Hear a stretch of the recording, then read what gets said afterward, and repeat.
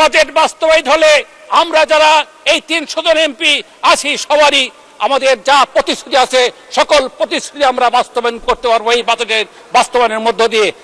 2026-27 সালের এই বাজেটের উপরে দাঁড়িয়ে প্রথমেই আমি ধন্যবাদ জানাই আমাদের প্রিয় নেতা, এই সংসদ নেতা, বাংলাদেশের প্রধানমন্ত্রী জনাব তারেক রহমানকে।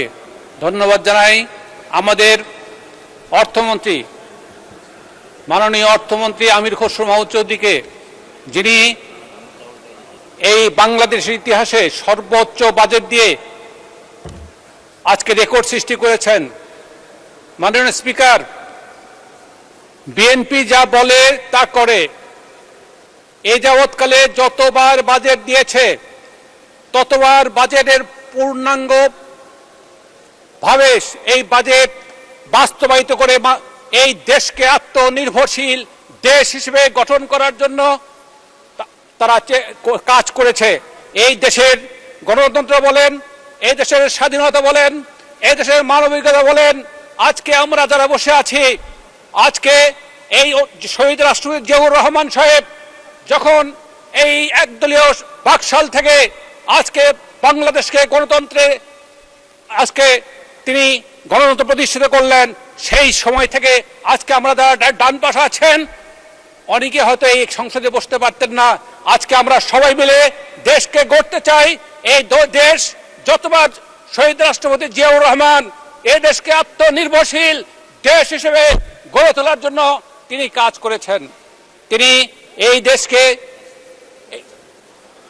এই দক্ষিণ এশিয়ার একটি সর্বশ্রেষ্ঠ দেশ হিসেবে আত্মনির্ভরশীল দেশ হিসেবে গড়ে তোলার জন্য তিনি যেমন কাজ করেছেন, তিনি কাজ করেছেন এই গার্মেন্টসের বলেন, জনশক্তি রপ্তানি বলেন, এইগুলো আজকে এটার মাধ্যমে আজকে দেশের এই যে প্রবাসী আয় ছেড়ে দিয়ে আমাদের বৈদেশিক মুদ্রা অর্জনের মধ্য দিয়ে আজকে এই দেশ স্বয়ংসম্পূর্ণ তার রূপ নিয়েছে। মাননীয় স্পিকার, আজকে তাই বলতে চাই যে শহীদ রাষ্ট্রপতি জিয়াউর রহমান এই বিএনপি প্রতিষ্ঠিত করেছে এদেশের মানুষের কল্যাণের জন্য, এদেশের মানুষের জনস্বার্থ রক্ষা করার জন্য।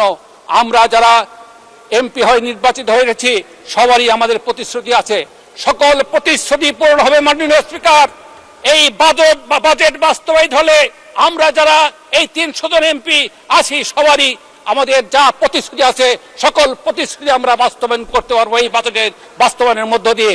মাননীয় স্পিকার, আমি গত কয়েকদিন আগে আমার এলাকায় গিয়েছিলাম। আমি প্রতিটি ইউনিয়নে যেখানে আমি দাঁড়িয়েছি অনেক বয়স্ক মানুষ এসেছেন, অনেক শ্রমিক সর্বস্তরের মানুষ এসে আমাকে বলেছেন আমরা বাজেট শুনেছি, বাজেট এখন সাধারণ মানুষরাও শুনে।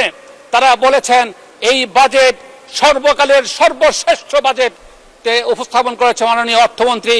এই বাজেটের জন্য তারা বলেছেন যে আমাদের পক্ষ থেকে সংসদে দাঁড়িয়ে মাননীয় প্রধানমন্ত্রী এবং মাননীয় অর্থমন্ত্রীকে আমাদের ধন্যবাদ আপনি পৌঁছে দেবেন। আমি আমার এলাকার পক্ষ থেকে আজকে প্রধানমন্ত্রী নাই, মাননীয় অর্থমন্ত্রীকে ধন্যবাদ, আমার এলাকার পক্ষ থেকে ধন্যবাদ জানাই একটি সুন্দর এবং পরিপূর্ণ বাজেট দেওয়ার জন্য। এই বাজেট বাস্তবায়িত হলে আমরা যারা এমপি হয়েছি, আমরা এলাকায় যারা বিভিন্ন প্রতিশ্রুতি দিয়েছি সকল প্রতিশ্রুতি আমার মনে হয় বাস্তবায়িত হবে। বাংলাদেশকে পিছনে ফিরে তাকাতে হবে না।